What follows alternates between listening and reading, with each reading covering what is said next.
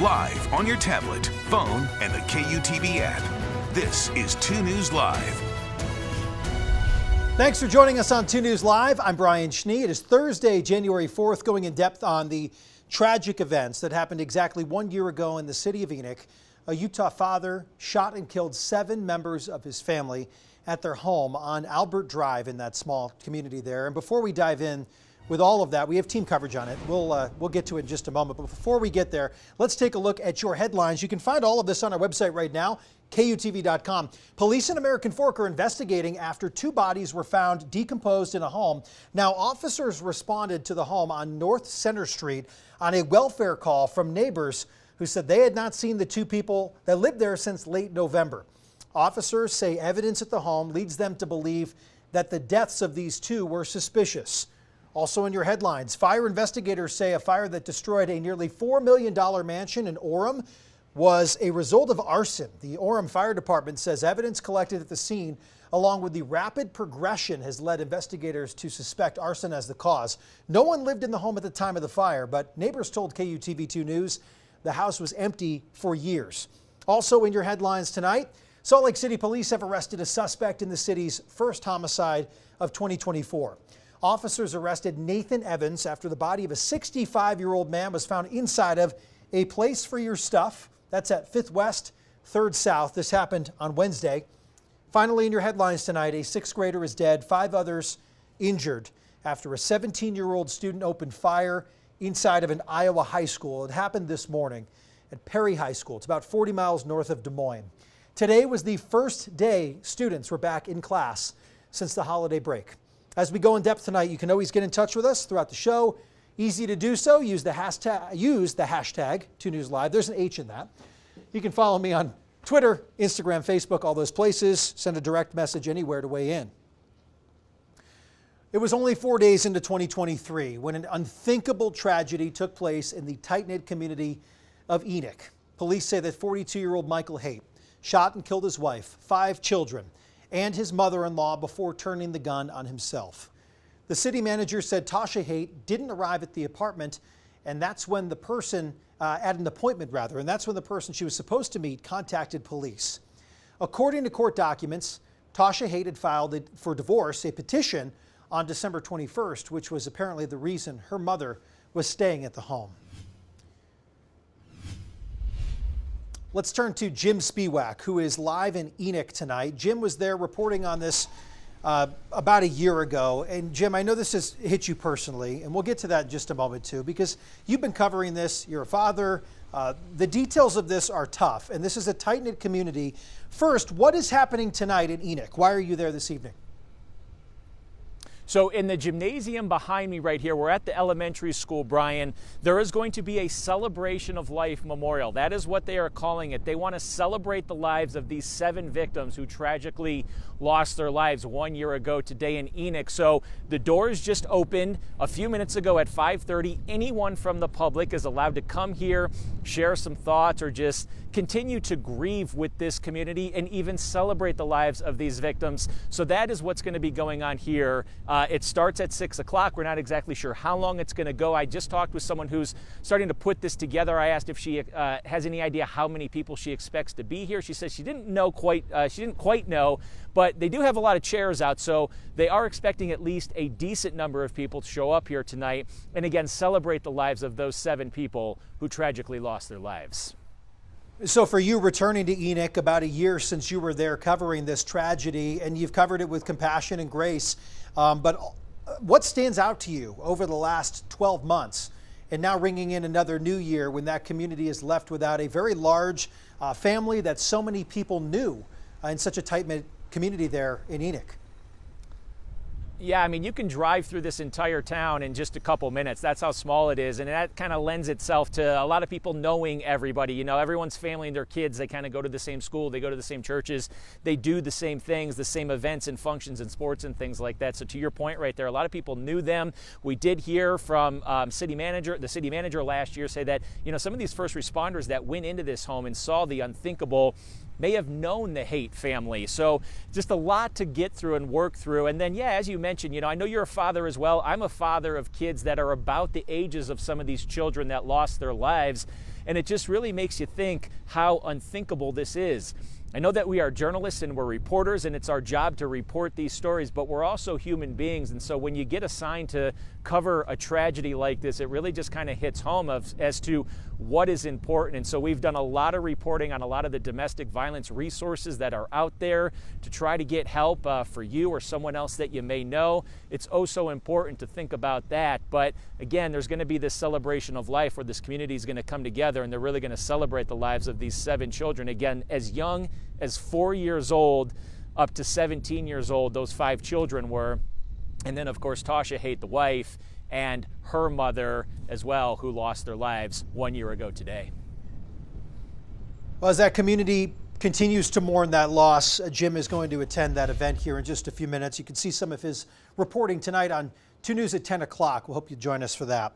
Let's take a closer look now at 42-year-old Michael Haight's background. Now, records show after nearly 20 years of marriage, Tasha Haight filed for divorce from her husband, Michael, December 21st of 2022. A domestic relations injunction is the only thing that is public in the divorce filing. It warns that both parties must not harass, intimidate, commit domestic violence or abuse against each other or the children. This is common for this to be filed. This was also filed, you may remember, by Kevin Franke with Ruby Franke. So these injunctions are not an uncommon thing.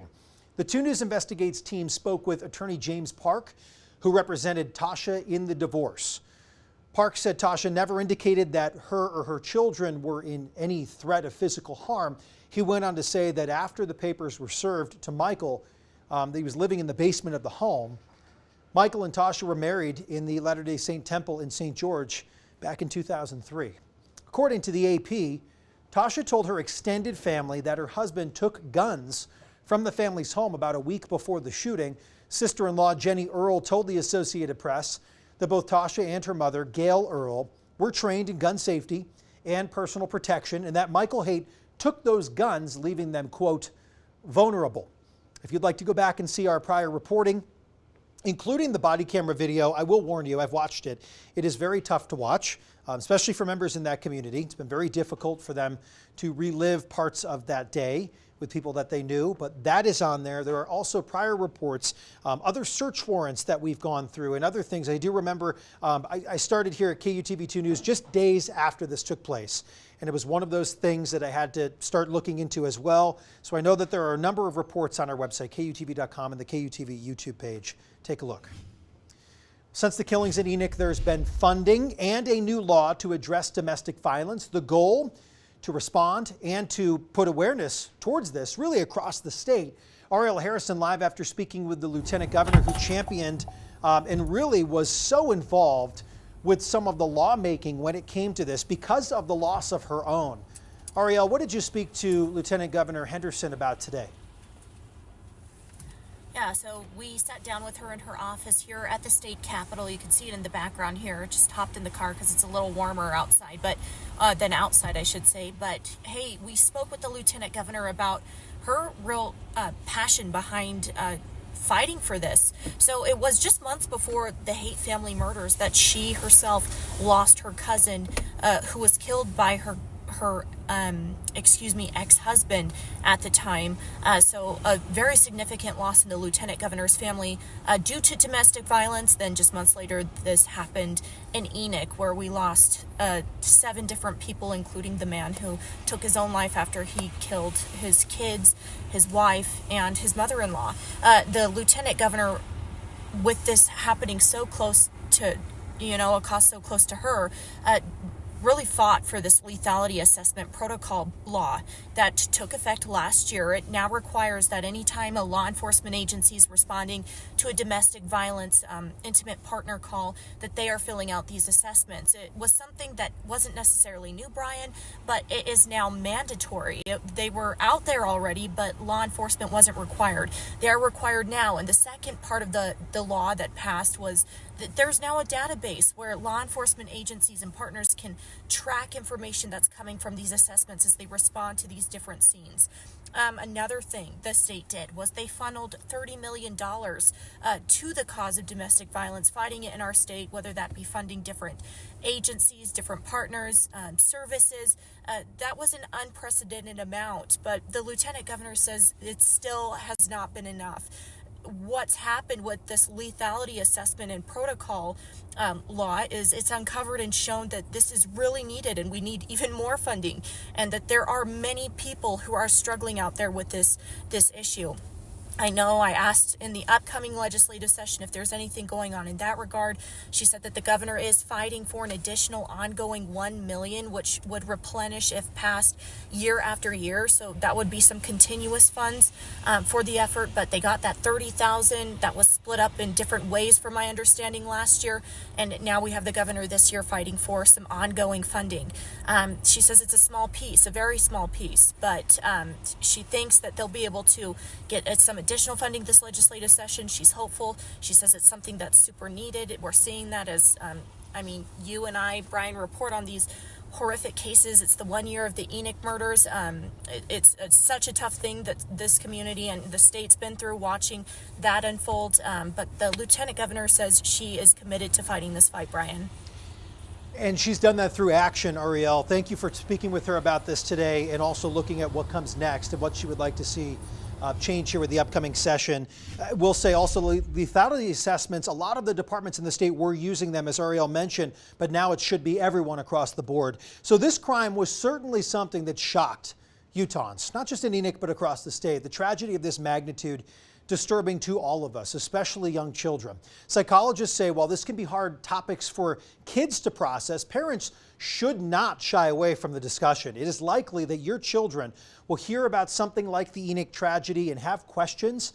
Officials from the Children's Center Utah say parents should encourage their kids to ask these questions, but it's also up to you as parents onto how you answer these questions. Start with some basic information, including who died, and for very young children, help them understand that death is a permanent change that happens when our bodies can't work anymore. That psychologist advises that if you notice your child is struggling, you should seek mental health or counseling services. And after the tragedy, the Iron County School District actually made counselors available for anyone who needed them. Several licensed therapists also volunteered their time to help those first responders that were affected by this tragedy. At the time, the Enoch Police Department was made of maybe 6 or 7 officers, people who had to do their job even if they knew members of the Haight family. Cedar City Chief of Police says therapy is mandated after a major critical incident like this. They also support and they encourage some time away if needed. So we want to remind everyone there are always resources and help available. If you or someone you know needs assistance, needs someone to talk to, the Utah Domestic Violence Coalition is always there. The number is on your screen. Of course, you can reach them 24/7. The number easier to remember when we say it out loud here, 1-800-897-LINK. That's 1-800-897-5465. Another case that gets similar attention because this also involves children. New developments tonight, roughly 1 week after Jody Hildebrandt pleaded guilty to 4 charges of aggravated child abuse. Her 10,000+ square foot home in Ivins is officially up for sale.